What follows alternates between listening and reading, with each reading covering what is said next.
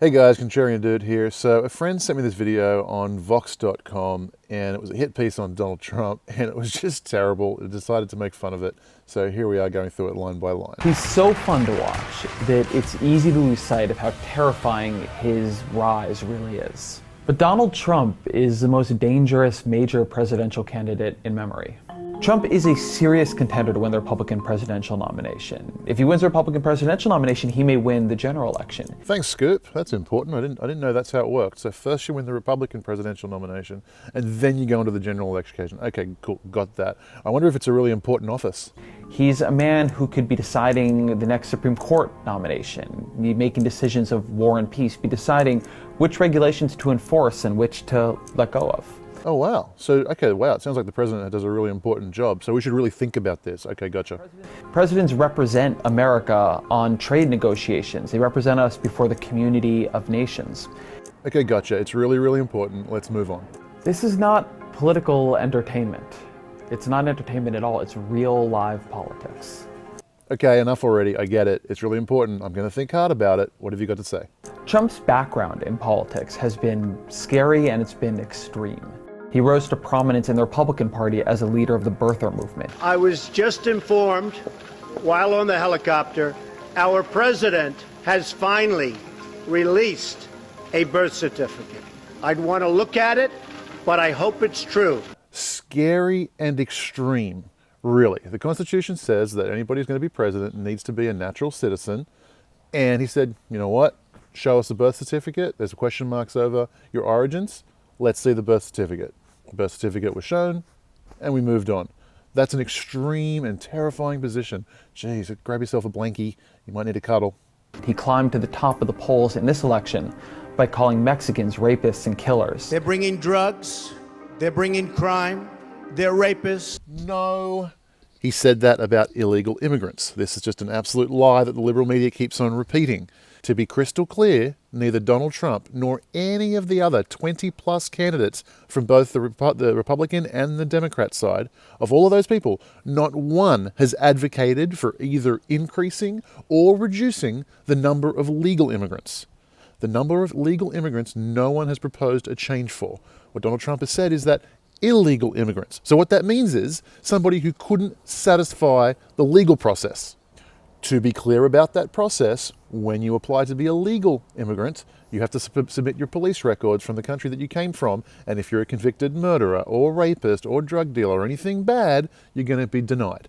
So when the State Department denies you, then that should actually mean something, that you can't come into the country. If you get denied and people just go, what the hell, I'll just walk across the border, then it's not a very effective institution. What he's saying is that when we say no to people who we find undesirable, it has to actually mean something.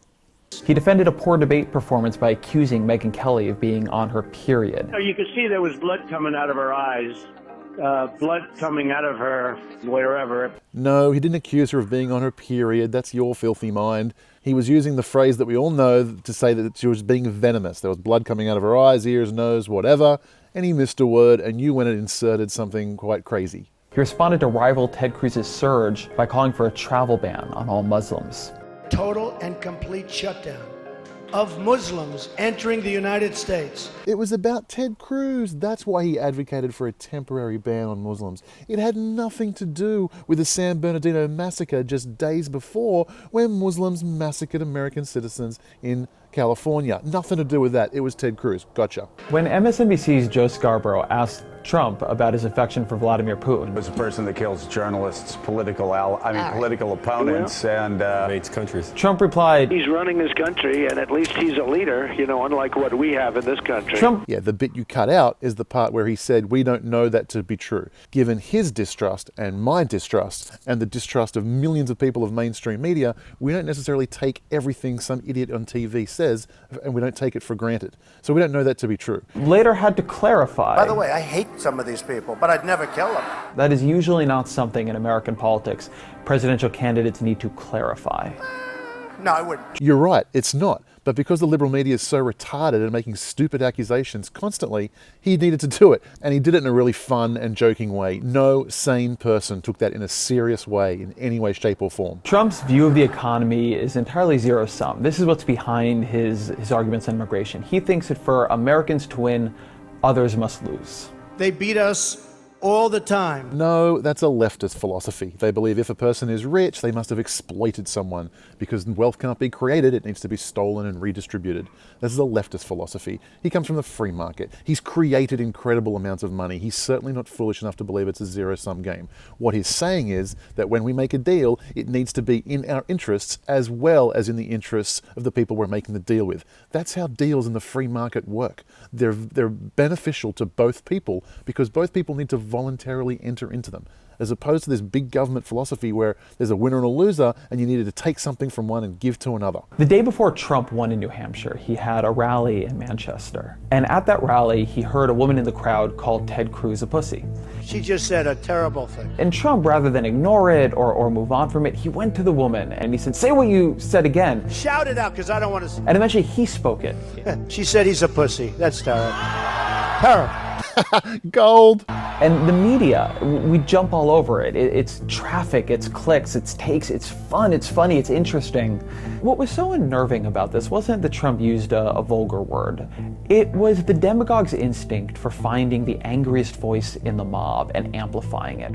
No, it's the business genius's instinct to be a little bit edgy and absolutely dominate the news cycle because people are so interested in what he does and that edge that he flirts with all the time. And he did it brilliantly, and he effectively drowned out all of his competitors in the news cycle for months on end during the Republican primaries, and he won because he is a business genius. Trump is a racist, and he's a sexist, and he's a demagogue. No, he's none of those things, because if he actually said anything that would suggest that he is those things, you would have shown those clips like you have done for all of the other points you've tried to make. Instead, what you've done is shown headlines from leftist rag magazines and newspapers. No one believes you left liars anymore. You carry on hysterically screaming bigot and racist at everybody who disagrees with you, and it's completely impotent now. No one believes this nonsense. It's just water off a duck's back. But he's also a narcissist and a bully and You're a tough guy, and a Jay. dilettante.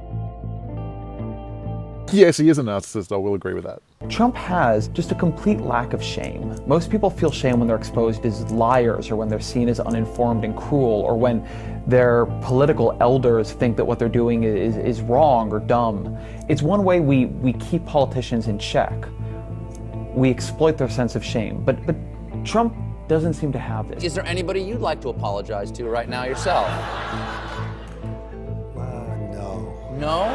He's got that reality television star's talent for not caring what he seems like on camera. I'm not here to make friends. I'm not here to make friends. We're not looking to make new friends. The rest of us, we're all worried about making friends. We want to be seen as polite and gentle and kind. Trump doesn't care about that. People who concern themselves with appearing polite and gentle and kind are not polite and gentle and kind. That's why they're trying to appear that way.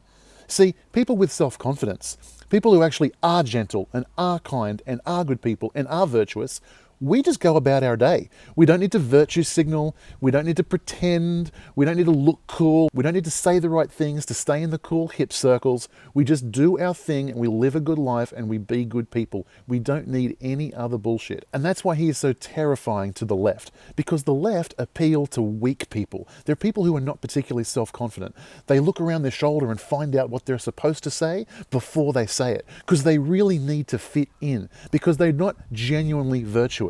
They're not genuinely kind. They need to appear that way. And all your name calling and heckling doesn't count for diddly squat for people who are actually good, actually virtuous, and actually self-confident. And it's a reason that he's fun to watch. It's a reason that he's succeeding in the primary. But it's also why he's dangerous. The fact that he'll do things that others won't means that he'll do things that, until now in American politics, we've been protected from. But if Trump wins, we won't be protected from it. Not protected from, victims of. Through political correctness insanity, you've confined yourself to an absolute straitjacket in thought. And because you're so worried about what other people think and how you appear, you don't do the things that you should do. You don't have the courage to do what is right.